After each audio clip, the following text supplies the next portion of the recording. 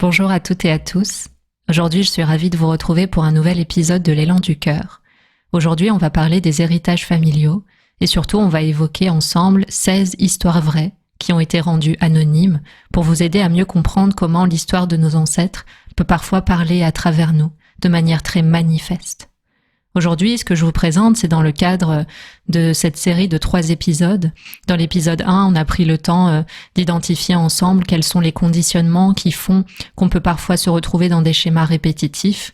Et parmi ces conditionnements, on a bien sûr parlé de l'aspect transgénérationnel, des héritages conscients et inconscients que l'on reçoit de nos ancêtres et de nos lignées maternelles et paternelles.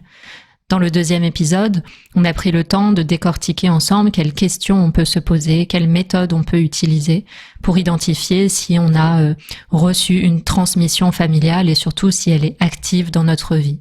Et aujourd'hui, on est dans un format un petit peu différent où on va vraiment raconter l'histoire d'hommes et de femmes qui, en partant d'un problème précis, ont pu, grâce à l'analyse de l'histoire de leurs ancêtres, trouver des solutions, et notamment à travers la méthode de la constellation familiale. Bienvenue dans l'Élan du cœur, le podcast spirituel qui a les pieds sur terre et la tête dans les étoiles. À chaque épisode, je t'aide à trouver le chemin d'une vie alignée et d'une spiritualité épanouie. Avant de commencer avec toutes ces histoires, je tiens à rappeler que ces histoires ont été anonymisées. Certaines viennent de ma propre expérience en tant que thérapeute et d'autres viennent de différents ouvrages dans lesquels j'ai pu découvrir ces histoires que j'avais envie de vous partager.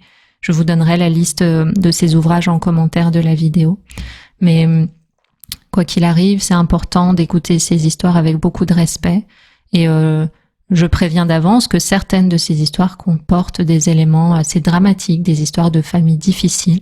Donc si c'est pas une chose à laquelle vous souhaitez être exposé, vous pouvez tout à fait stopper l'épisode maintenant.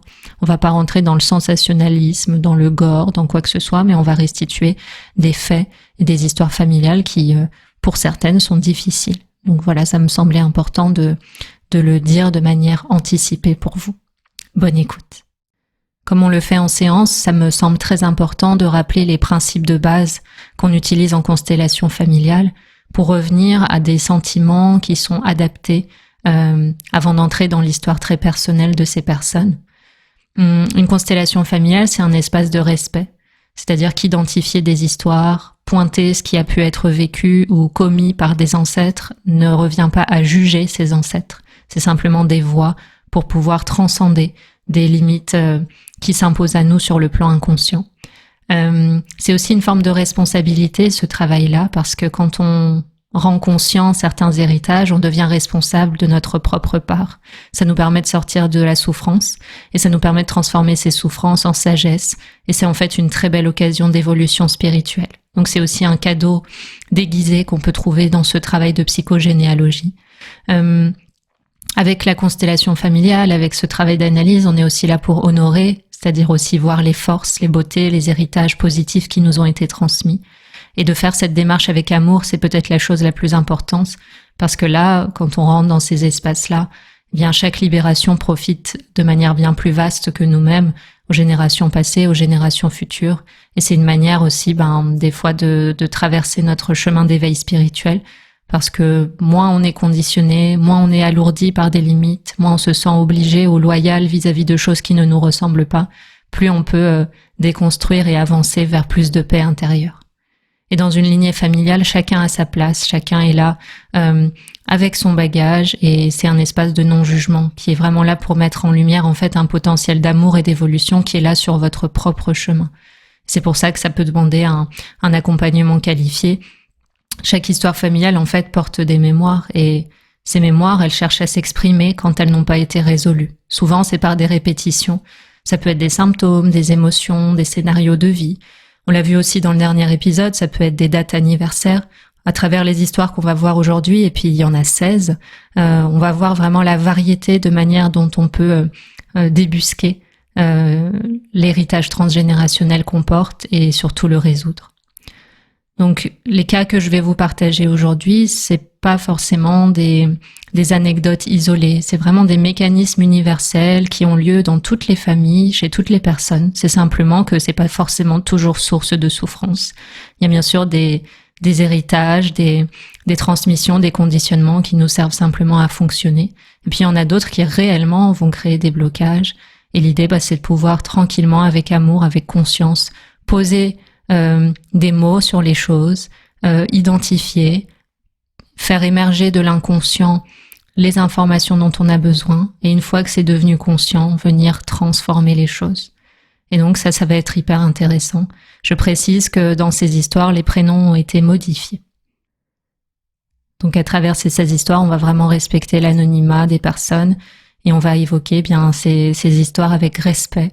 Et on remercie vraiment tous les êtres, tous les hommes, toutes les femmes qui sont concernés par ces histoires et qui nous permettent aujourd'hui de pouvoir poser un regard plus conscient sur notre propre histoire. Et merci pour cette transmission de sagesse et cette transmission qui pourra aider, j'en suis sûre, un grand nombre de personnes. Dans la première histoire qu'on va aborder aujourd'hui, on va pouvoir découvrir l'histoire de Charlotte. Avec l'histoire de Charlotte, on rentre dans le premier thème qu'on abordera aujourd'hui, qui est celui des ruptures de liens affectifs. Quand l'amour et l'attachement ne peuvent pas circuler librement dans une lignée, cela crée des répétitions dans les relations, dans la vie affective et avec toutes les personnes desquelles on reçoit de l'amour. Charlotte est concernée ici par la thématique de la rupture du lien avec la mère.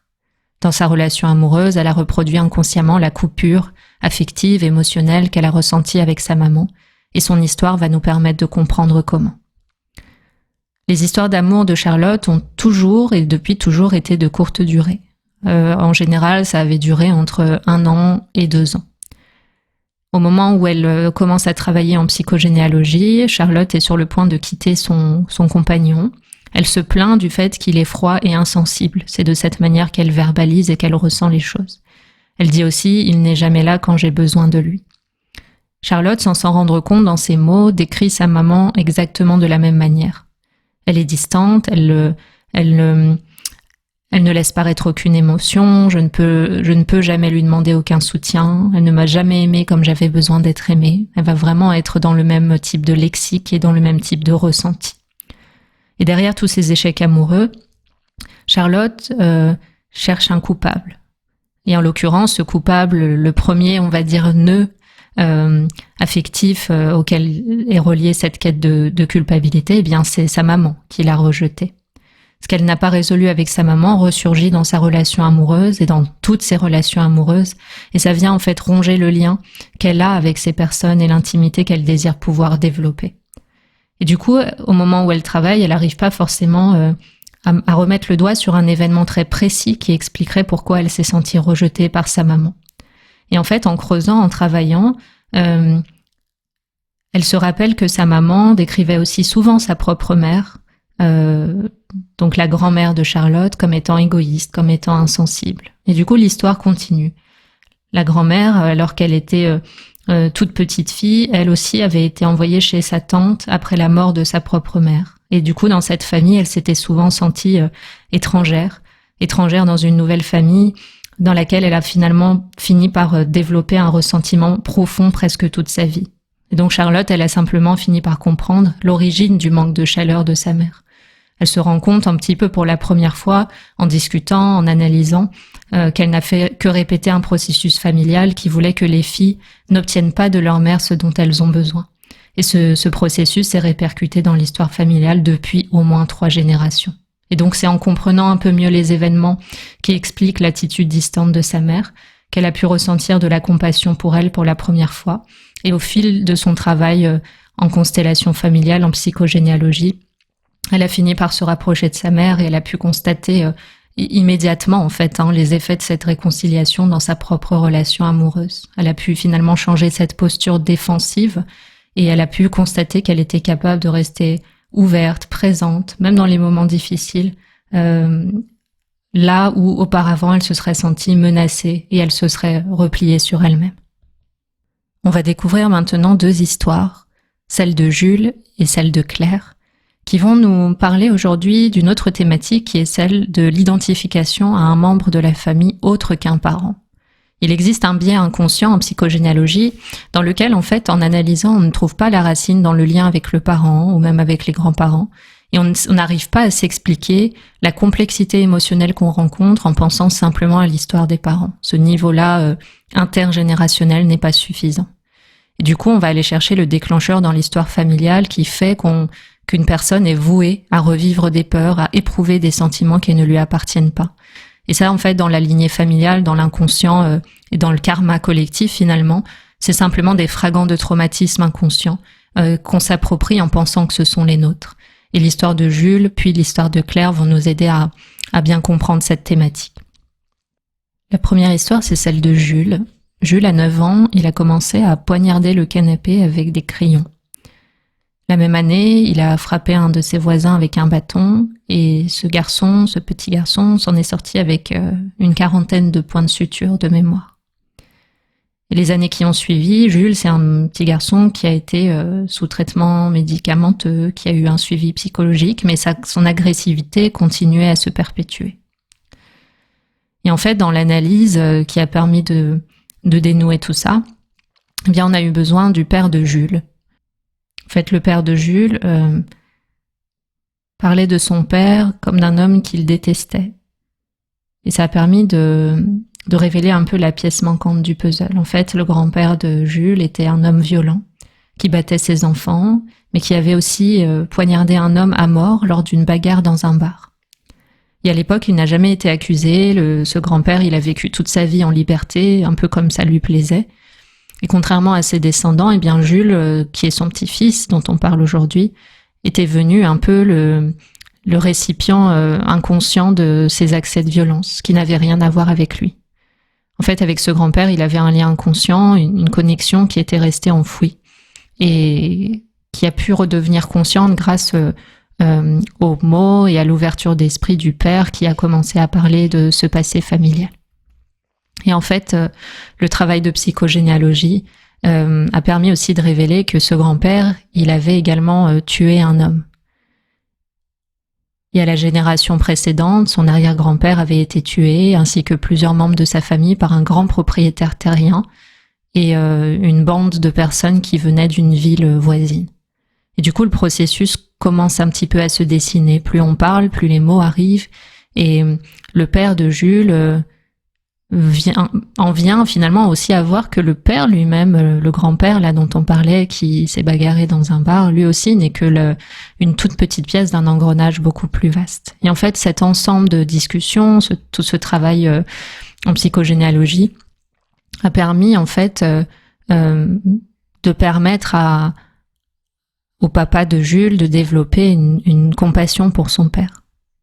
Et même il a exprimé que si son père était encore vivant, ça lui plairait de pouvoir parler de l'histoire familiale. Et en fait, le père, du coup, est rentré chez lui, il a expliqué tout ce qu'il savait à son fils, Jules, qui a écouté tout ça attentivement. Puis la vie a fait son chemin et quelques mois plus tard, eh bien, Jules n'avait plus aucun traitement médical et il ne se comportait plus de manière violente. Et puis maintenant, on va pouvoir découvrir l'histoire de Claire, qui elle aussi est un petit peu dans cette posture où on s'approprie l'attitude d'un autre membre de la lignée, qui n'est pas forcément le parent directement. Claire, c'est une personne qui a épousé son mari, qu'on va appeler Romain, assez jeune, autour de l'âge de 19 ans, avec vraiment cette pensée tout à fait naturelle que son mariage durerait pour la vie. Et un jour, à peu près à l'âge de 25 ans, Claire regarde Romain, son mari, qui est à table en face d'elle dans la cuisine. Et elle se sent soudain comme engourdie au niveau physique. Mais pas seulement au niveau physique, c'est même émotionnel parce qu'en fait, c'est le moment précis où elle peut cibler que ses sentiments pour Romain s'évaporent tout d'un coup. Et en l'espace de quelques semaines, en fait, Claire demande le divorce et elle se rend bien compte que c'est assez aberrant que cet amour pour son mari qu'elle adore et avec lequel elle se projetait pour toujours s'en aille aussi soudainement. Et du coup, on a là facilement l'indice qu'il y a peut-être une histoire familiale à trouver qui a besoin d'être sondée.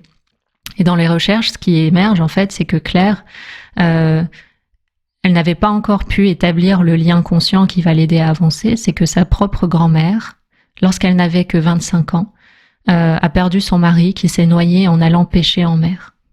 Et du coup, elle a élevé la mère de Claire toute seule, elle ne s'est jamais remariée. Et vraiment, cette mort soudaine du grand-père a été la grande tragédie de leur famille.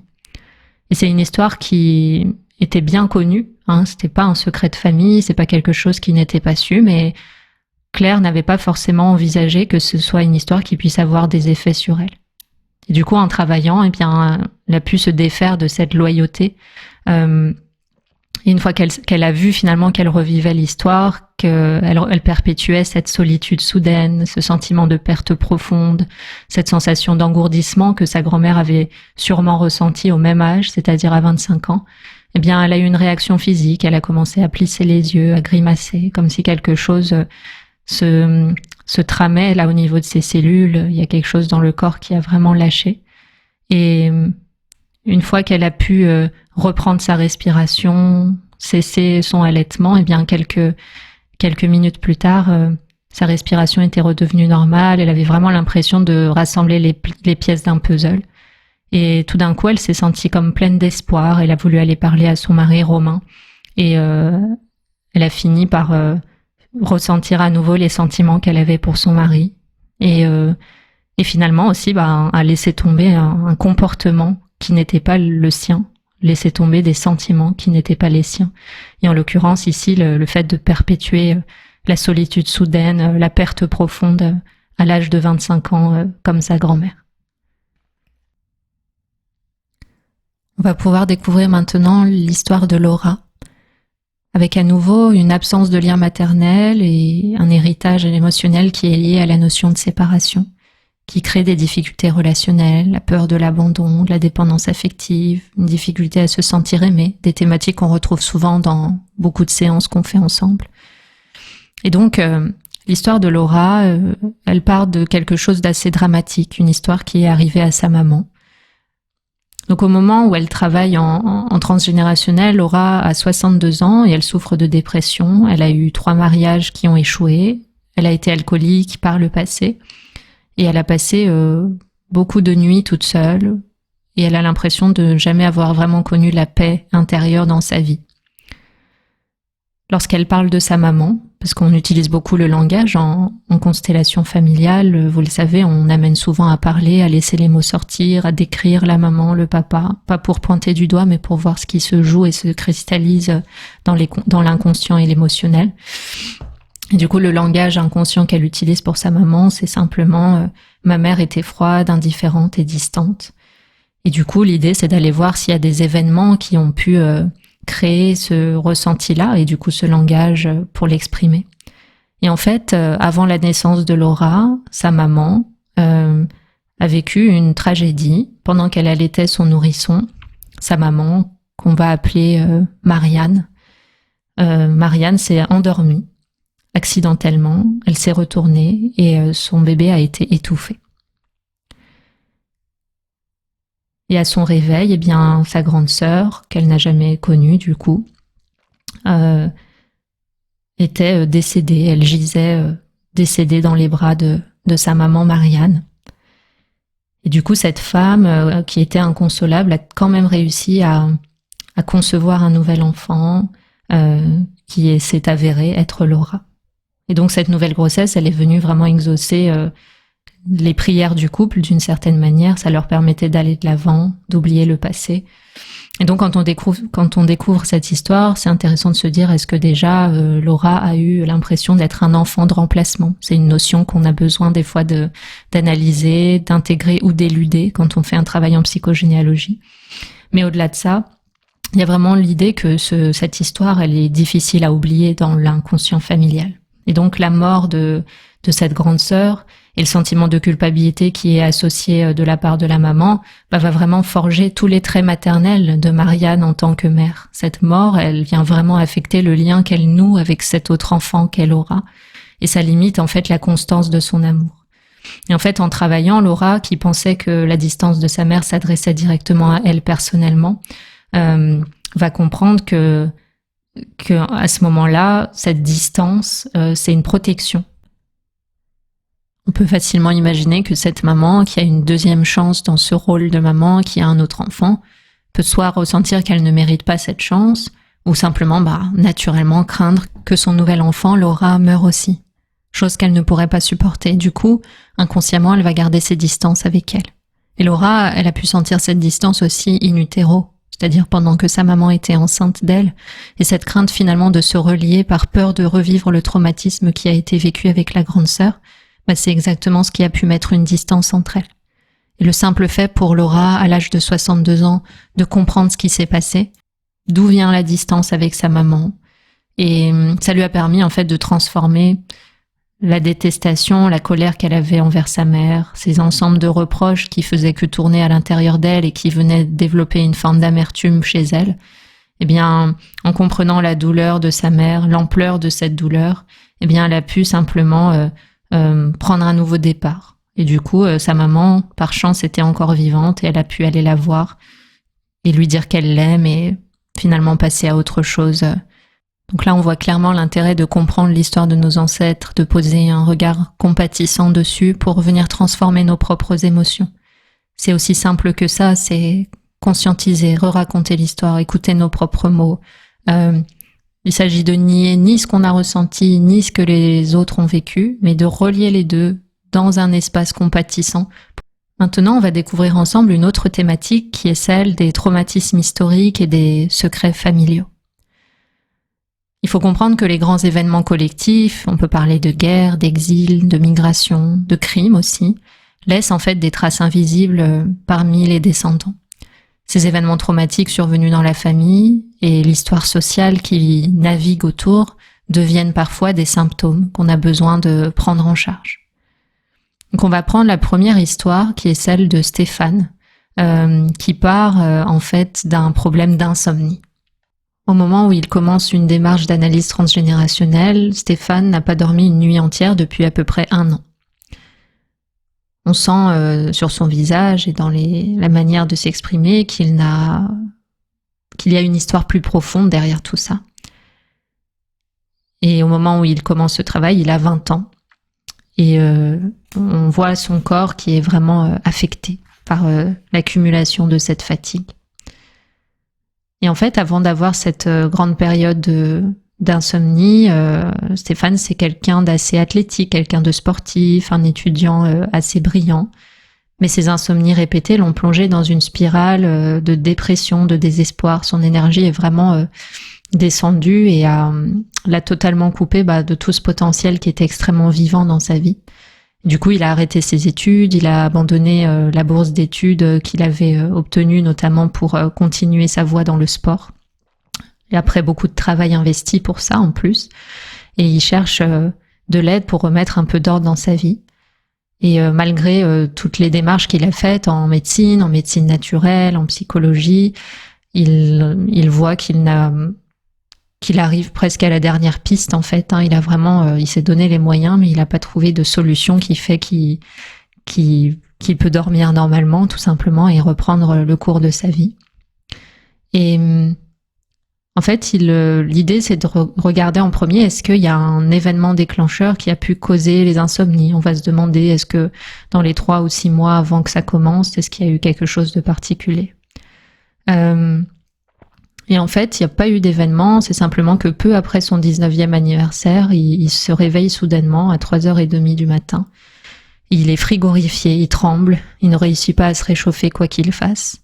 Et malgré tout ce qu'il peut faire pour se couvrir, pour s'entourer de chaleur, eh bien, il continue à avoir froid et il se sent saisi d'une peur assez étrange qu'il n'a jamais ressentie auparavant. Un peu comme la peur que quelque chose d'atroce puisse advenir s'il se rendort. Donc il y a presque la peur de s'endormir en fait qui s'empare de lui très soudainement. Et ce qu'il intègre à ce moment-là, c'est vraiment si je m'endors, je ne me réveillerai plus jamais. Et une fois que ça s'est enregistré, eh bien il y a tout le processus d'insomnie qui commence. Et donc à chaque fois qu'il commence à somnoler, la peur l'assaille et le réveille à nouveau. Et c'est vraiment le même phénomène qui se répète nuit après nuit. Et du coup, l'insomnie, c'est un peu le supplice récurrent qui s'impose à lui. C'est comme si l'insomnie, c'était devenu sa manière de survivre. Et du coup, c'est important dans ces moments-là, dans les paroles, de prendre les détails qui ressortent. Donc, on retient qu'il a eu très froid, qu'il s'est senti frigorifié, il y a ce mot qui est là. juste avant la première insomnie. Et à ce moment-là, eh bien, il faut regarder dans l'histoire familiale, est-ce qu'il y a un traumatisme qui puisse avoir un lien avec le froid, le sommeil, ou même l'âge de 19 ans. Et en fait, en discutant, Stéphane explique que sa mère lui a récemment raconté la mort tragique du frère aîné de son père, donc un oncle, dont il ne connaissait même pas l'existence. Et cet oncle, qu'on va appeler... je réfléchis à un prénom qui va bien aller. On va l'appeler Gérard. Et cet oncle Gérard, en fait, quand il avait 19 ans, il est mort de froid. Il faisait un travail un petit peu dans la nature où il devait vérifier des structures électriques. Et c'était un moment où il faisait très froid, avec de la neige, dans un autre pays, en fait, c'était au Canada. Et les traces de pas qu'il a laissées dans la neige prouvaient, en fait, qu'il avait lutté pour essayer de se tirer de cette situation. Et il avait été retrouvé le visage enfoui dans un tas de neige. Il avait en fait souffert d'hypothermie, perdu connaissance, et cette mort tragique avait été tellement forte que la famille n'avait plus jamais prononcé son nom. Donc là, c'est un peu différent des histoires précédentes. Pour le coup, c'est quelqu'un dont on a en plus caché l'identité. C'est pour ça que dans les questionnaires, vous savez, quand on prépare les constellations familiales, je vous demande toujours est-ce qu'il y a une personne dont on a tué l'identité, qu'on a cachée ou camouflée, parce que souvent, c'est des personnes très importantes, aussi importantes que l'étendue de leur absence dans les mots qu'on prononce et dans les photos de famille. Eh bien, en fait, à ce moment-là, Stéphane, il se rend compte qu'il revit inconsciemment certains aspects de la mort de son oncle, et en l'occurrence la terreur de perdre connaissance, parce que c'est spécifiquement ce qui a mené à la mort de son oncle. Et pour lui, en fait, pour Stéphane, c'était vraiment se laisser aller égale mourir. Et du coup, s'endormir, ça revenait à mourir. Et en faisant ce lien, en voyant que c'était arrivé à l'âge de 19 ans, aussi bien pour lui que pour son oncle Gérard, eh bien, il a franchi une vraie étape. Et finalement, même si c'était un événement très vieux, d'une 30aine d'années, il a enfin pu comprendre la peur de s'endormir, le fait qu'il ressentait dans son corps et dans ses émotions quelque chose d'inexplicable. Et progressivement, avec le travail qu'il a pu faire, il a pu se sentir libéré de ce sentiment de brouillard, des insomnies. Et puis il a aussi eu l'occasion de se rapprocher de sa famille entre-temps. Et toujours dans cette thématique des traumatismes et des secrets familiaux, on va maintenant découvrir l'histoire de Rémi. Rémi qui ici illustre un autre cas qui est lorsqu'un crime est commis par un ancêtre, le descendant va essayer inconsciemment de réparer. La conscience familiale va s'exprimer par la répétition d'un traumatisme, comme on dit souvent, mais pas forcément l'événement originel qui se reproduit, mais c'est plus dans la manière dont on va essayer de le résoudre de manière inconsciente, comme si on avait une dette karmique et que quelqu'un va naître dans la lignée et la récupérer, quitte à atteindre des extrêmes comme on va le voir avec ici l'histoire de Rémi. Au moment où il commence à travailler sur ses lignées familiales, Rémi sort d'une peine de prison de 3 ans pour détournement de fonds. Et en fait, bien qu'il ait plaidé non coupable, il a été condamné parce que les preuves étaient contre lui du fait que son ancien associé a fourni un faux témoignage. Donc c'est une période où il est très agité, où il sait qu'il est victime d'un coup monté et il a une seule et même pensée qui est de se venger. Sauf que ce qui est particulier, c'est que dans sa lignée familiale, Rémi a l'histoire de son père en filigrane. Dans les années 60, son père est accusé d'avoir tué son associé, mais il a été acquitté au procès dû à un point de procédure. Vous avez déjà dû entendre ça quand certains aspects de la procédure ne sont pas respectés. Toute la procédure est annulée, même si la personne est coupable. Et donc dans la famille, tout le monde sait que son père est coupable, mais personne n'en parlait à l'époque. Et du coup, ce qui se passe là, c'est que Rémi, du fait que cette histoire n'a pas été résolue, garde une loyauté inconsciente. Et on est à nouveau sur une histoire entre un homme et un associé. Et donc dans la famille de Rémi, l'homme que son père avait tué fait partie maintenant du système familial de Rémi. C'est aussi comme ça que fonctionnent les crimes et aussi au niveau karmique, ça laisse une dette.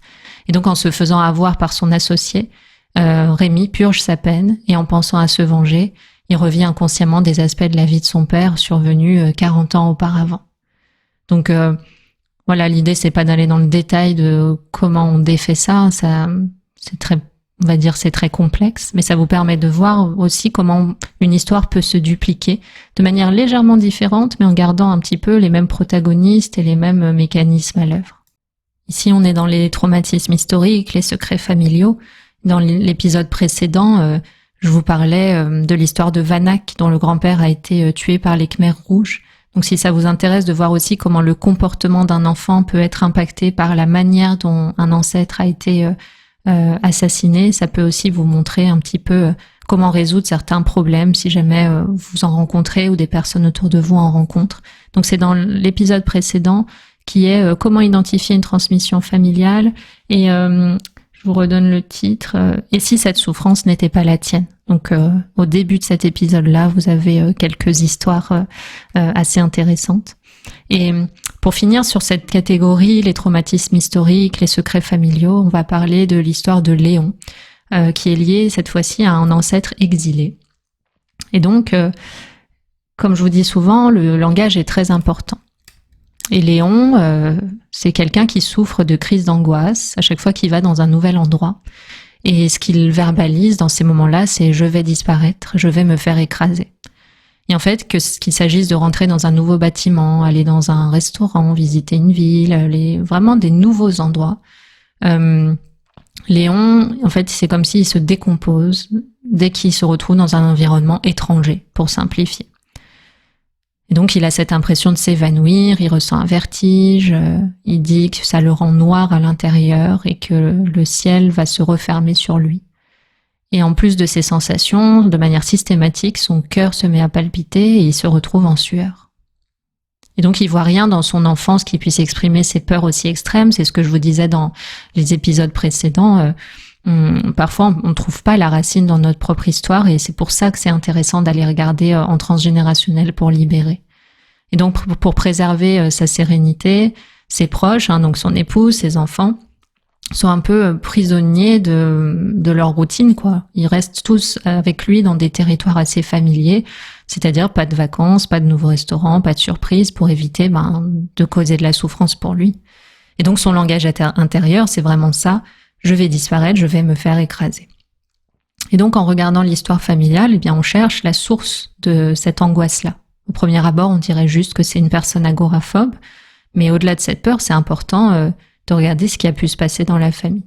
Dans l'histoire familiale de Léon, on se rend compte qu'on parle pas d'exil, mais on parle de déportation. En fait, au début, on a une impression d'exil. Il y a 74 membres de sa famille qui sont expulsés de justement leur environnement familier, du village dans lequel ils ont vécu toute leur vie, et ils sont déplacés dans, entre guillemets, un nouvel endroit. Et en réalité, ils vont être déplacés dans un camp de concentration, où ils ont tous été systématiquement tués. Et donc, en faisant le lien avec les membres de sa famille, Léon peut trouver le contexte et la source des crises d'angoisse qui le limitent énormément dans sa vie. Et du coup, grâce aux méthodes, alors la méthode la plus directe, ça reste celle de la constellation familiale, mais il en existe plusieurs, il a pu se libérer de cette peur. Il a pu embrasser aussi une nouvelle image intérieure et inconsciente de ses parents en paix, qui lui offrent une sorte de bénédiction pour se libérer. Et c'est un peu comme s'il avait ouvert les grilles et il s'était libéré un peu des barbelés de son ancienne vie pour s'engager dans une nouvelle vie à explorer avec beaucoup d'aventures et dans laquelle il n'est pas obligé de rester en loyauté inconsciente à nouveau dans une situation de grande détresse et de sentiment qu'aller dans un nouvel endroit est un danger particulièrement éprouvant. On va maintenant évoquer le rôle du corps comme messager et transmetteur de la mémoire familiale. Vraiment, quand le corps s'exprime et parle, là où l'inconscient ne peut pas s'exprimer autrement.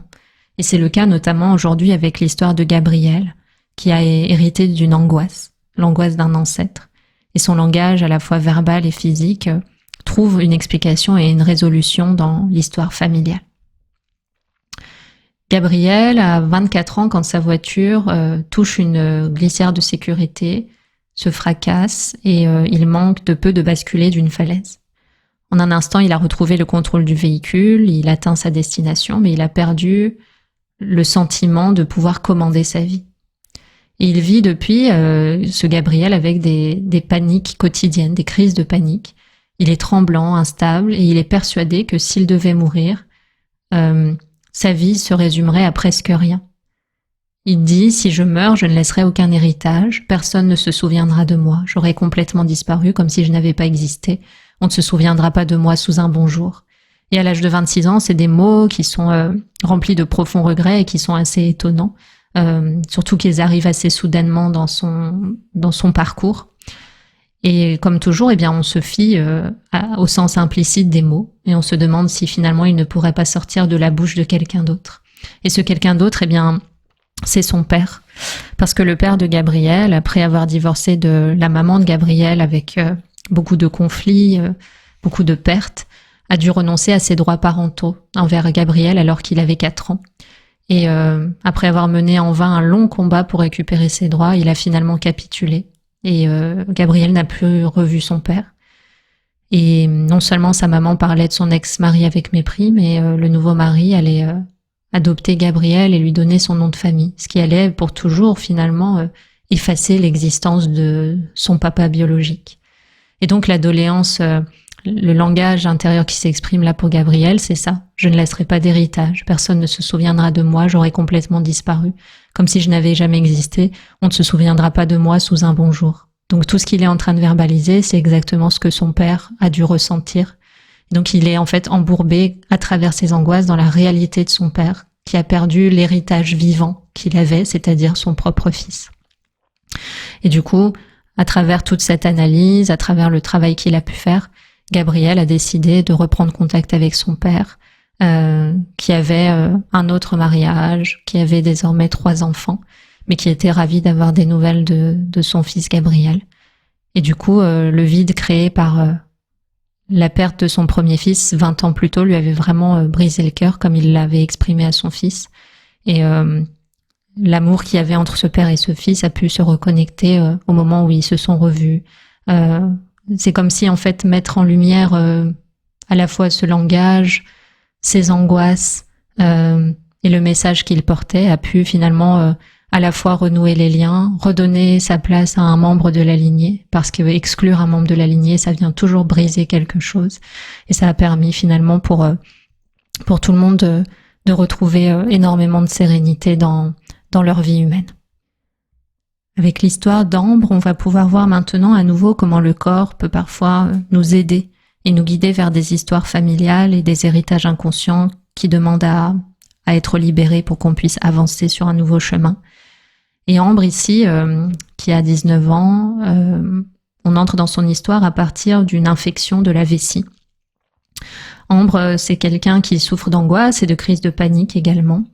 Elle exprime qu'elle se sent piégée et incapable de s'échapper dès qu'elle est avec des amis. Et donc 3 ans auparavant, elle remarque cette angoisse dont elle souffre, à peu près au même moment qu'une infection de la vessie assez tenace. Et elle va de médecin en médecin, elle prend des traitements, mais il n'y a rien qui soulage ses symptômes, en tout cas durablement.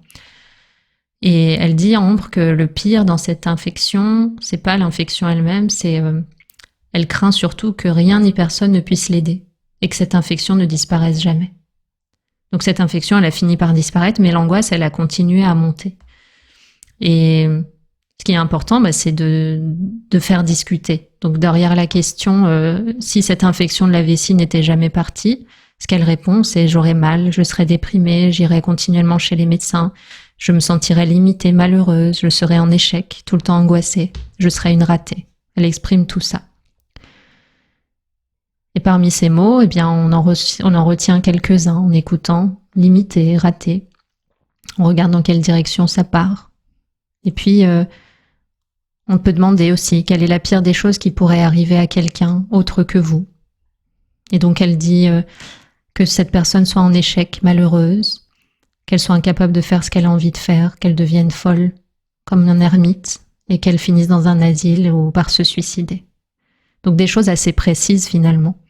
Et l'idée à nouveau, c'est d'aller regarder dans l'histoire familiale. Et donc l'histoire, surtout la question, elle est très claire, c'est est-ce qu'il y a quelqu'un dans cette famille qui a été considéré comme un raté ou qui s'est considérée comme un raté et qui a fini à l'asile, ou même qui s'est suicidée parce qu'elle pointe spécifiquement ce mot dans son langage. Et donc on n'a pas à aller très loin parce que finalement, on peut se pencher simplement sur l'histoire du grand-père d'Ambre, le père de sa mère, qui était mal vu et considéré comme un raté dans la famille. Il allait souvent à l'hôpital psychiatrique où il a fini par se suicider. Et à la génération suivante, la tante d'Ambre, donc la sœur aînée de sa maman, avait aussi été rejetée de la famille avec ce prétexte-là qu'elle était la folle et la ratée de la famille, un petit peu le mouton noir comme on en trouve dans certaines lignées. Et elle aussi avait fait plusieurs séjours à l'hôpital psychiatrique. Et donc gênée par ce comportement, la famille ne parlait que très rarement d'elle et tout le monde s'attendait à peu près à ce qu'elle se suicide à n'importe quel moment aussi. Et donc quand dans la famille, en fait, des personnes vivent des vies malheureuses ou subissent un destin particulièrement dur, c'est toujours plus facile de les rejeter que de ressentir la douleur ou de les aimer, en fait, et d'avoir de la compassion pour eux. La colère, de manière collective, est souvent le premier refuge parce qu'on se sent menacé par quelque chose qui semble désaligné. Et du coup, on va exclure le membre au lieu de faire preuve de compassion, comme on en aurait besoin, par exemple, dans un travail de constellation. Et donc, je vais pas aller forcément plus loin dans la manière dont ça a été résolu pour Ambre et tout ça, mais voilà, c'est pour vous montrer comment on peut juste voir comment les histoires se reproduisent et comment finalement une simple infection de la vessie lui a permis de voir certaines angoisses et de trouver d'où c'était transmis. Et simplement, après un travail très ciblé, elle a pu se libérer de la panique qui gâchait sa vie à un âge assez jeune pour le coup. Ici, Ambre, elle a 19 ans. À nouveau, on va explorer une dernière histoire reliée à la dimension du corps avec Rita. Rita, c'est une personne qui, depuis qu'elle a 11 ans, a des kilos en trop, et c'est un poids qu'elle a du mal à supporter. Elle se dit qu'elle se sent étouffée et oppressée par son poids, elle se sent trahie par son corps, chose qui peut facilement alerter notre attention et qui sera utile un peu plus tard dans l'analyse. Et donc, dans son langage intérieur, il y a ça, il y a étouffement, se sentir oppressé, trahison du corps. Et du coup, là, elle continue ses explications. Elle explique qu'elle a grandi rapidement, qu'elle a été pubère bien avant les autres filles de son âge, qu'elle a eu ses règles à 11 ans et qu'elle commence à détester son corps dès cette époque. Elle sent que son corps l'a trahie en se formant si tôt et c'est là qu'elle commence à prendre du poids. Et elle utilise beaucoup le mot trahi, trahi, trahi. Donc ça, son langage intérieur qu'on garde, c'est ça, hein, je me sens étouffée, oppressée par tout ce poids, je me sens trahie par mon corps. Et quand on demande un petit peu quelle est sa plus grande peur, c'est je vais être toute seule, sans personne. Donc ça vient compléter la première analyse purement corporelle. Et donc pour ça, eh bien, pour aller travailler là-dessus, on a besoin de trouver l'événement traumatique qui est en fait le traumatisme fondamental qui permet de voir ce qui n'a pas été résolu. Et donc Rita, on va aller voir du côté de sa grand-mère. Sa grand-mère, elle avait 3 enfants, un garçon, la mère de Rita et un autre garçon. Et les 2 garçons, pendant l'accouchement, ont suffoqué dans le vagin de la grand-mère et ont souffert d'un manque d'oxygène qui les a rendus handicapés mentaux. Et donc ils ont vécu dans le sous-sol de la maison de la grand-mère pendant presque 50 ans. Et la grand-mère a vécu le cœur brisé et globalement épuisé tout le reste de sa vie. Et donc, dans cette phrase « mon corps m'a trahi », même si elle n'avait pas forcément été dite à haute voix auparavant, elle appartenait clairement à la grand-mère de Rita.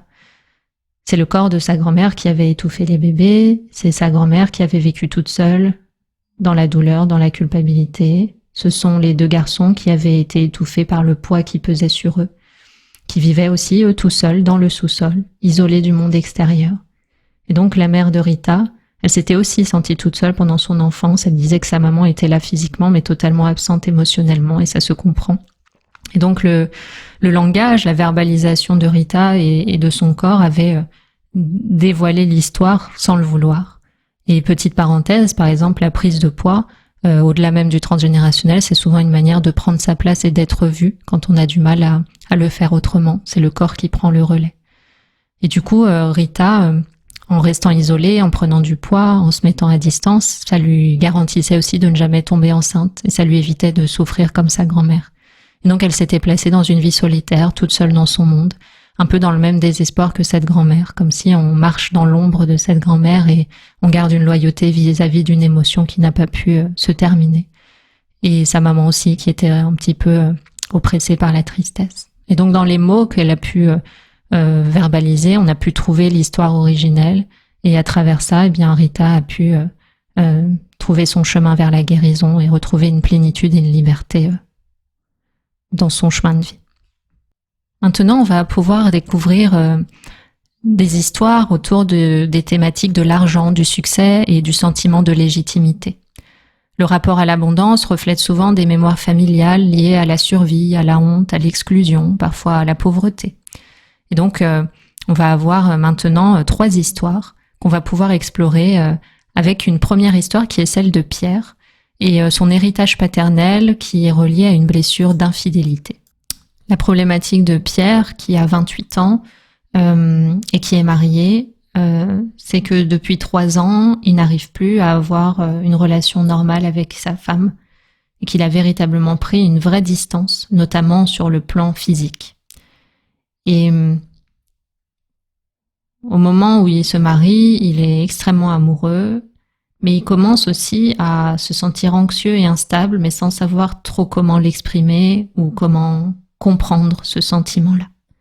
Il est comme persuadé à l'intérieur de lui que sa femme va le quitter pour un autre homme, alors qu'il n'y a aucun signe et aucune raison valable et manifeste de croire que cela puisse se produire. Et du coup, il a tendance à lui dire, par exemple, dans 6 mois au maximum, tu m'auras trompé. Et ce qui se passe ici pour Pierre, c'est que même si elle lui assure constamment sa fidélité, il ne veut rien entendre et son insistance à la soupçonner finit vraiment par abîmer leur relation. Et donc ce qu'il exprime, c'est de manière cyclique, presque obsessionnelle, elle me trompera et je serai dévasté. Il vit dans cette peur et ça l'empêche de profiter de sa relation amoureuse.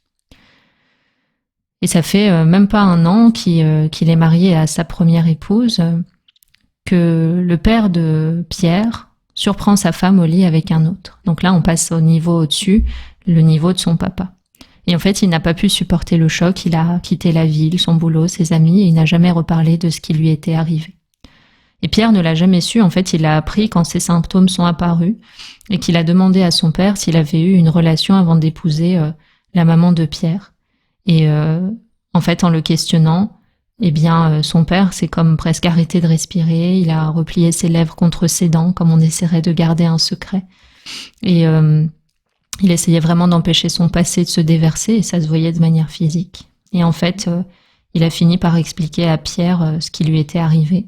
Même s'il avait jamais parlé de sa blessure, eh bien, tout ce qui avait trait à ses sentiments, toute cette peur d'être trompé, le traumatisme de son père, en fait, revenait simplement dans son propre couple. Et en fait, le fait que son père ait pu lui parler de son histoire, ça a réveillé le corps de Pierre en entier, un peu comme on sort d'un sommeil profond, et finalement, le sentiment d'être figé dans le corps, de pas pouvoir se relier sur le plan charnel avec sa femme, etc. Tout ça a pu se déverrouiller. Et il a compris, en fait, qu'il était terrifié à l'idée de vivre ce que son père avait vécu, comme si son père n'avait pas été assez bon pour sa première épouse et que c'est ça qui avait mené à ce choc. Et en faisant le lien, eh bien, il a pu finalement se dissocier de l'histoire de son père et ne plus perpétuer les sentiments qu'il avait portés en lui. Toujours sur la thématique du rapport au succès et à l'argent, on va maintenant découvrir l'histoire d'Arthur. À nouveau, les prénoms ont été changés. Et donc Arthur, il était, au moment où il commence à travailler, sur le point de mettre la clé sous la porte de son cabinet d'avocat. Malgré ses tentatives pour remettre son activité à flot, il était sur le point d'abandonner. Et ce qu'il exprimait au niveau verbal, à nouveau le langage est important, c'est « je survis, j'ai à peine assez pour vivre ». Et donc en disant ça, il décrit un modèle qu'il avait vécu toute sa vie d'adulte. Un homme qui mène beaucoup de choses de front, qui a des clients importants en attente, et pour qui le monde s'écroule soudainement. Il dit aussi, par rapport à l'argent, c'est comme si je ne pouvais jamais garder ce que j'ai gagné, je survis à peine. Et donc quand on écoute attentivement le langage intérieur de Ben, on peut se demander à nouveau, est-ce que ces phrases-là, elles peuvent sortir de la bouche de quelqu'un d'autre, de quelqu'un de sa famille? Et donc, cette piste du langage intérieur a mené directement, en travaillant progressivement, à la racine du problème. Pour ça, on remonte à l'histoire de son grand-père, donc le grand-père d'Arthur. Le grand-père d'Arthur, entre les années 30 et les années 70, possède en Floride une plantation d'agrumes très florissante. Et sa famille avait fait fortune grâce au dur travail de travailleurs émigrés qui étaient payés 3 fois rien. Et donc, ces personnes, elles étaient incapables de rembourser leurs dettes et elles vivaient tant bien que mal avec un maigre salaire, dans une misère assez profonde, tandis que la famille du grand-père d'Arthur prospérait et vivait dans une maison luxueuse. Les ouvriers, eux, vivaient les uns sur les autres dans des petites cabanes assez délabrées. Et donc, Arthur, lui, se souvenait que petit garçon, il avait joué avec leurs enfants, il se souvenait du sentiment de culpabilité d'avoir plus qu'eux. Et pendant bien des années plus tard, en fait, le père d'Arthur avait hérité de la propriété du grand-père, mais l'avait finalement perdu suite à une série de mauvais investissements. Et donc Arthur n'avait rien touché de cet héritage, en tout cas sur le plan financier. Et depuis qu'il était avocat, il vivait comme son père dans une forme d'adversité, il n'arrivait pas à payer ses factures, les emprunts qu'il devait à la banque, un peu vraiment comme une dette karmique qui se manifeste dans la lignée, hein. Ça me paraît assez clair dans cette histoire-là. Et donc, c'est vraiment quand il a pu faire le lien entre sa situation et l'histoire de sa famille qu'il a pu commencer à trouver du sens. En fait, il a compris comment sa famille avait prospéré alors que des personnes qui travaillaient pour eux survivaient à peine. Et cette situation désavantagée était intimement liée aux avantages dont la famille d'Arthur bénéficiait. Ce déséquilibre, il était clair. Et donc, en s'alignant inconsciemment sur la vie de ces travailleurs, Arthur, il a revécu leur misère. C'est comme si, en vivant dans la pauvreté, ça lui permettait de compenser la dette de son grand-père, une dette qui n'était même pas la sienne pour le coup.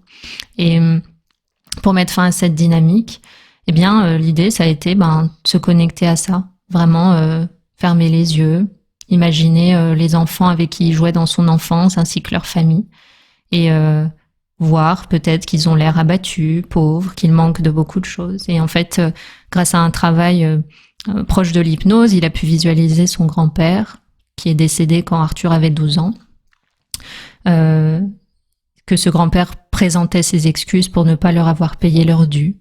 Arthur s'est imaginé dire à son grand-père qu'il ne pouvait plus payer pour le traitement injuste qu'il avait infligé aux travailleurs, en se décarcassant dans son travail d'avocat.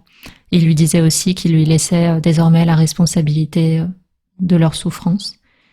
Et donc il a imaginé son grand-père prendre en charge cette responsabilité, faire amende honorable, entendre son grand-père récupérer la responsabilité de cette dette et faire évoluer grâce à tout ce travail sur l'inconscient vers des images beaucoup plus positives où les enfants jouent avec le sourire. Il a même essayé par la suite, Arthur, de contacter une des familles d'émigrés, mais il n'a trouvé aucune trace de l'endroit où il pouvait être. Et du coup, à la place, il a pu faire un don à une organisation caritative de la part de sa famille qui s'occupait des services médicaux dont les familles d'émigrés avaient besoin. Et du coup, il n'a pas mis la clé sous la porte de son cabinet. Il a accepté bénévolement une affaire concernant un travailleur émigré qui avait été maltraité par une grosse entreprise. Et en quelques semaines, il a commencé à avoir arrivé d'autres clients, des nouveaux clients rentables. Et en 6 mois, son cabinet était florissant. Voilà, donc c'est une histoire intéressante qui parle vraiment de dette karmique et aussi, là sur la fin de cette histoire, des actes conscients qu'on peut poser pour réparer. C'est ce qu'on appelle des fois des actes de psychomagie, ou parfois je vous donne à la fin des séances de constellation des actions, des rituels à faire, puisque ces actes concrets dans la matière sont aussi extrêmement puissants pour venir sceller le travail et vraiment passer à autre chose. Toujours autour de la thématique de l'argent, de la légitimité, du succès, on va découvrir l'histoire de Sarah et son langage intérieur sur le sentiment de ne pas mériter ce qu'on a. Sarah, elle verbalise clairement ce qui vient de précéder, je ne mérite pas ce que j'ai. C'est quelqu'un qui veut monter son affaire, son entreprise. Pendant 30 ans, elle a l'impression d'avoir rempli les poches de ses patrons pour qui elle travaillait. Mais à chaque fois qu'elle a l'occasion de monter son affaire ou d'exploiter une de ses idées commerciales, elle se sauve, un peu comme quelqu'un qui aurait l'air de s'auto-saboter. Elle exprime clairement qu'elle a l'impression que quelque chose l'empêche d'aller de l'avant, comme si quelque chose de menaçant se cache sous la surface et la retient de faire le pas suivant. Et elle dit ça, c'est comme si je ne méritais pas ce que j'ai. Donc le langage intérieur qu'on garde, c'est « je ne mérite pas ce que j'ai ». Et donc on prend des questions, comme on l'a vu dans l'épisode précédent, qui dans la famille n'a pas mérité ce qu'il a eu, qui a été retenu, qui a été empêché d'avancer. On reprend les mêmes mots et puis on explore. Et en fait, la réponse, à nouveau, elle est pas loin, elle est à nouveau dans l'histoire des grands-parents. En fait, ici, la grand-mère de Sarah, elle a laissé la ferme familiale très lucrative au père de Sarah, et elle a rien laissé aux 4 frères et sœurs de son père, donc ses oncles et ses tantes. Et donc son père a prospéré, et ses frères et sœurs ont dû se démener. Et ils se sont tous un petit peu éloignés les uns des autres, comme c'est assez courant dans les histoires d'héritage. Et donc le père de Sarah a bénéficié d'un avantage immérité sur ses frères et sœurs. En tout cas, c'est comme ça que c'est perçu au niveau de l'inconscient familial. Et du coup, à l'âge adulte, Sarah, qui est fille unique, a des difficultés financières comme ses oncles et tantes. Et elle a tourné l'avantage de son père en désavantage pour elle. C'est un peu comme pour rééquilibrer les biens mal acquis que son père a hérité de sa grand-mère. Elle se retient de réussir. Et une fois qu'elle a compris qu'elle a essayé sans le vouloir de réparer une erreur en faisant une autre, eh bien, elle est capable de se donner la chance de devenir chef d'entreprise, en tout cas de courir le risque. Et donc son langage intérieur l'a mené vraiment à cette ferme familiale, aux acquisitions imméritées dans son histoire familiale, et finalement de débusquer le fait que les choses qu'elle ressent ne sont pas des peurs concrètes qui viennent l'alerter sur le risque d'être chef d'entreprise, mais c'est vraiment une loyauté à une dette qu'elle portait en elle et qu'elle a pu résoudre grâce au travail de constellation. La dernière histoire qu'on va découvrir autour de la thématique matérielle et financière, c'est celle de Noah. Noah qui a 34 ans. Et pour le rappeler, en transgénérationnel, on a des biais inconscients. Et l'un des biais, c'est d'adopter les sentiments, le comportement ou l'expérience de vie d'un parent ou d'un grand-parent. Et ici, ça va s'illustrer à travers des décisions financières qui vont mener à certaines conséquences. Donc à 34 ans, Noah a pris une série de décisions financières irréfléchies qui ont coûté à lui, à sa famille, tout l'argent qu'ils avaient mis de côté. À ce moment-là, il vient de se faire licencier de son poste de chef de projet parce qu'il n'a pas respecté les délais. Et avec 2 enfants en bas âge et sa femme, il se retrouve dans une situation très compliquée où il y a vraiment une lutte qui se met en place pour payer les factures, mais c'est aussi son couple qui est mis à rude épreuve et lui, à son niveau personnel, il commence à tomber dans une sorte de dépression. Et en fait, lorsque Noah était petit garçon, son père, qui était lui aussi dans sa trentaine à l'époque, avait perdu toutes les économies de la famille en jouant aux courses, les courses de chevaux, en croyant qu'il avait misé sur le bon cheval parce que c'était celui qui était jugé favori par les personnes initiées à cette discipline. Et à ce moment-là, eh bien, la mère de Noah avait pris les enfants et était retournée vivre chez ses propres parents. Et par la suite, Noah n'a jamais revu son père, ou en tout cas à de rares occasions, c'est ça qui est précisé. Et la mère de Noah, elle parle de lui comme d'un homme égoïste, un joueur invétéré, un raté, quelqu'un qui n'est pas consciencieux en fait, qui n'a pas pris sa responsabilité de père. Et à l'âge de 34 ans, dans sa propre vie, Noah, même sans avoir fait consciemment le lien, eh bien, il répète l'expérience de, entre guillemets, raté de son père. Il a lui aussi dépensé les économies de la famille, il risque lui aussi de perdre sa femme et ses enfants. Et grâce à son travail en psychogénéalogie, eh bien, il peut commencer déjà à trouver du sens à la situation qu'il est en train de vivre et construire aussi une nouvelle manière d'avancer. Involontairement, en fait, il se rend compte qu'il a répété les échecs de son père. Et lui, la clé qu'il va trouver, c'est de réparer leurs liens brisés. Donc ça fait 10 ans qu'ils se sont pas parlé.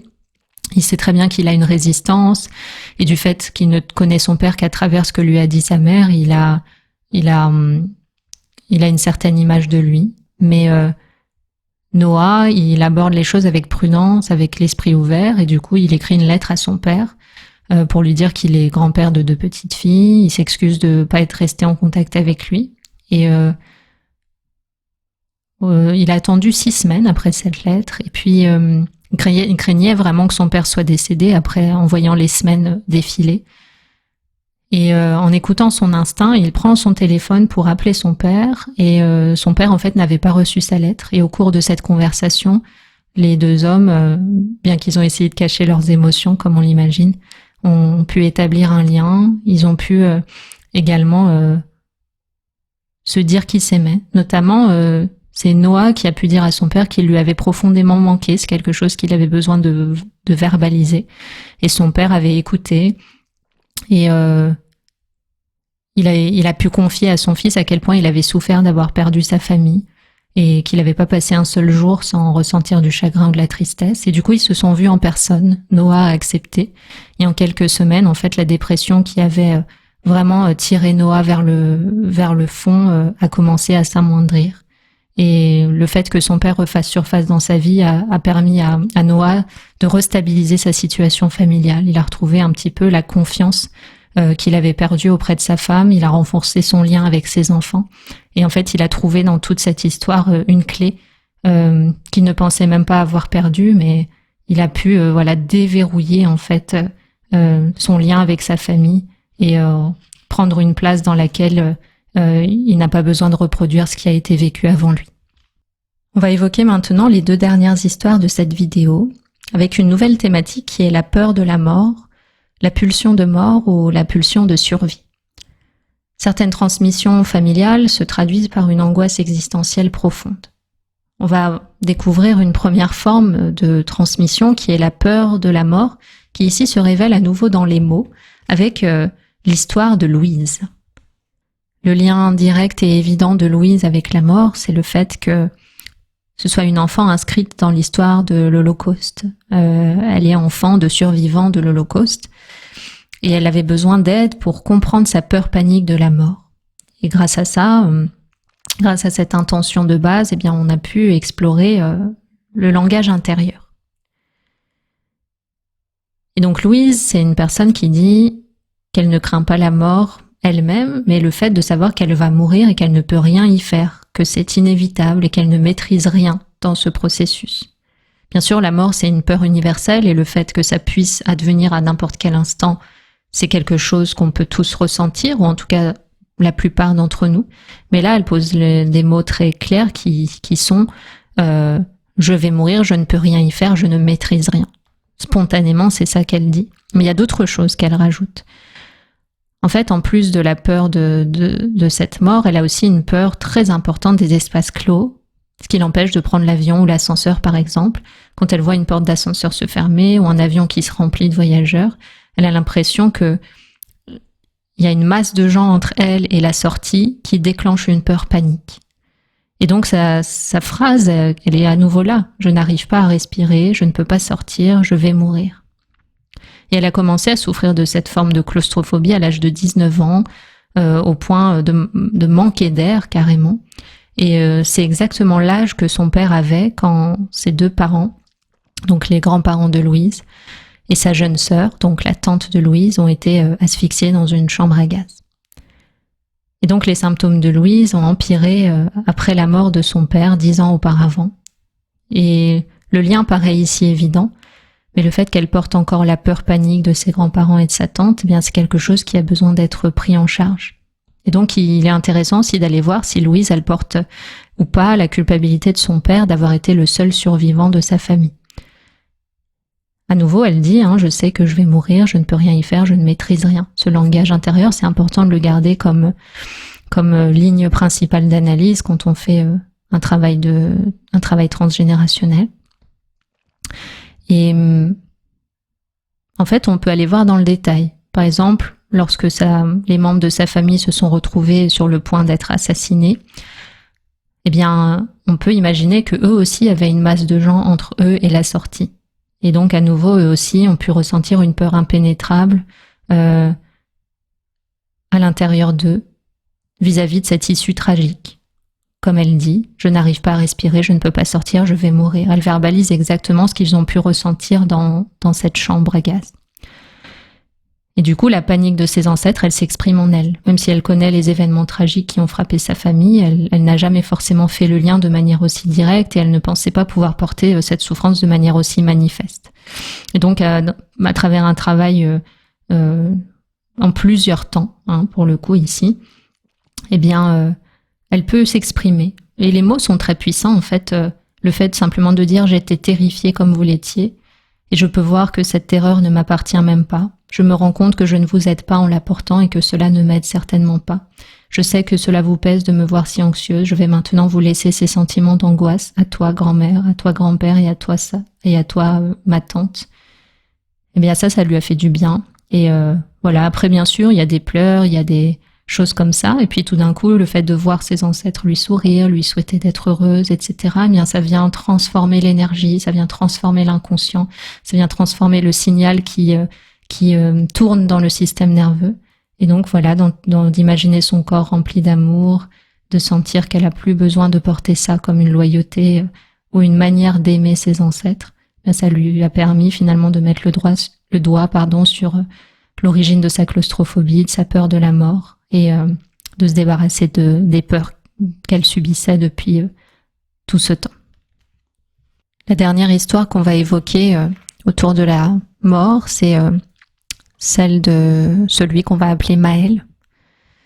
Maël, son histoire, elle se passe aux États-Unis. Et lui, la phrase clé de laquelle on part, c'est « il faut que je meure ». Depuis qu'il est petit garçon, il pense qu'il doit mourir et qu'il est né pour mourir. Et donc, à l'âge où c'est possible pour lui, il s'engage dans l'armée pour se battre et son but, c'est de mourir en Irak.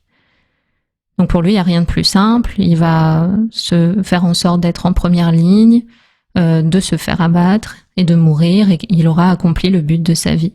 Donc il s'entraîne avec ardeur pour ça. Pour lui, il va mourir en héros et il prend des risques énormes et l'idée, pour lui, c'est de mourir en l'honneur de son pays. Sauf que son projet échoue parce que son unité n'est pas déployée.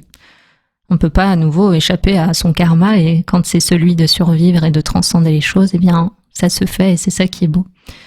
Et donc, l'ensemble de son unité reste aux États-Unis.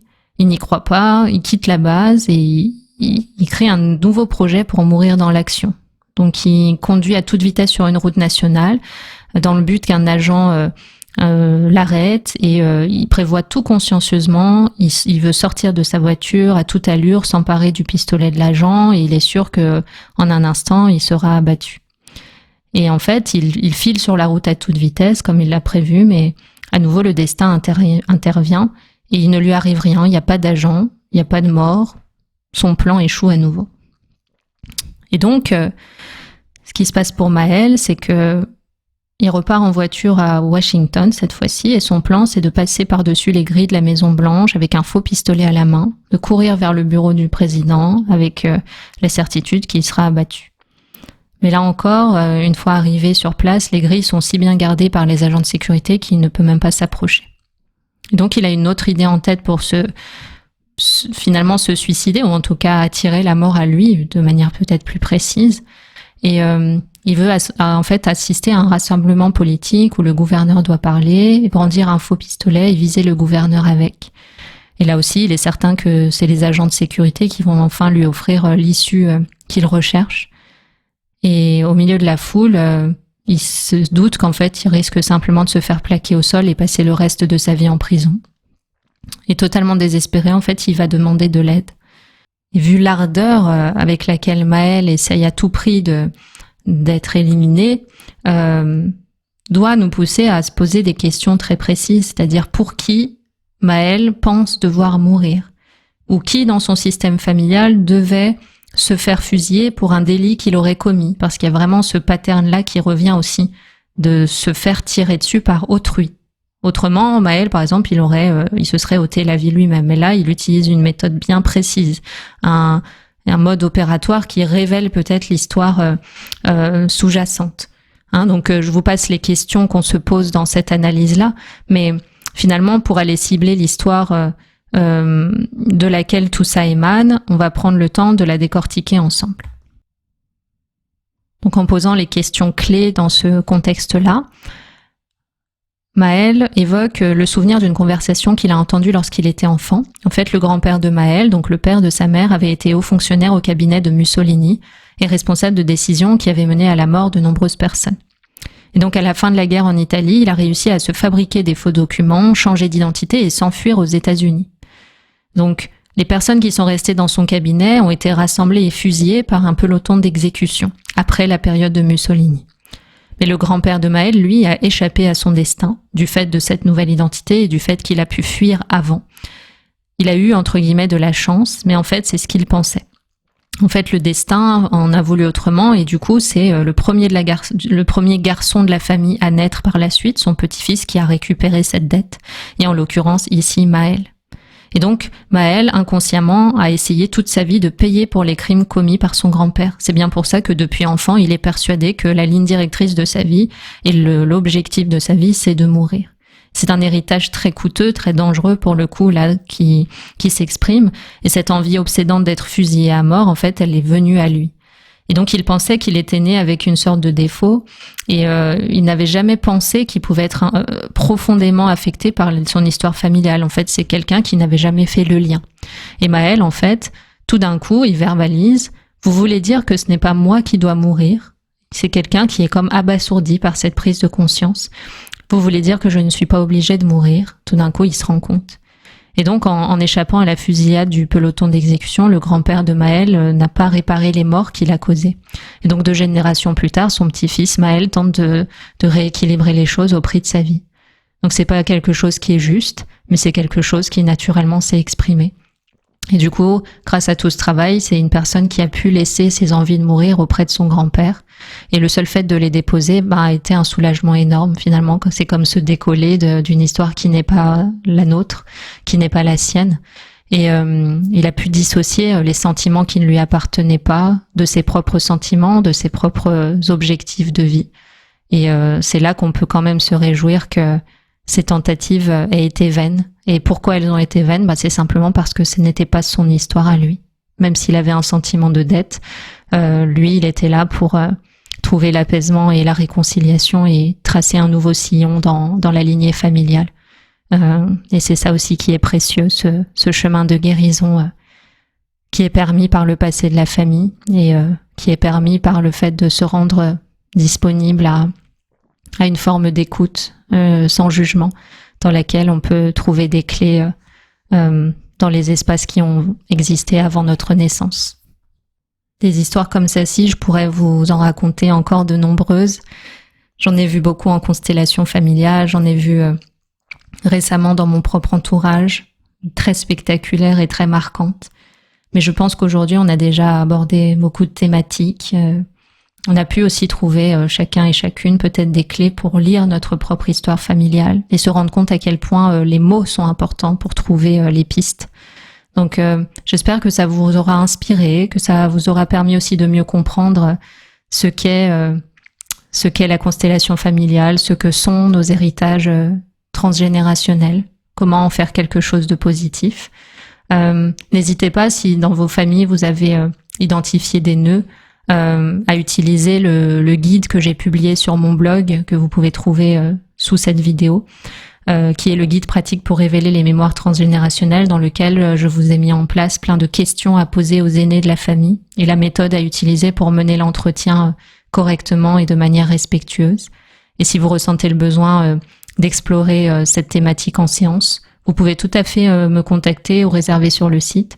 Dans certains cas, ça va être intéressant de commencer par un soin AMA pour faire le point sur l'état des lieux actuels de votre vie, faire un premier nettoyage émotionnel et cellulaire juste à votre propre niveau. Et dans un second temps, faire une constellation familiale avec la première lignée que vous aurez choisi de consteller. Ou au contraire, vous pouvez tout de suite commencer par une constellation familiale si finalement vous avez l'impression que c'est déjà mûr dans votre esprit ou que vous sentez un appel très clair à faire ce travail.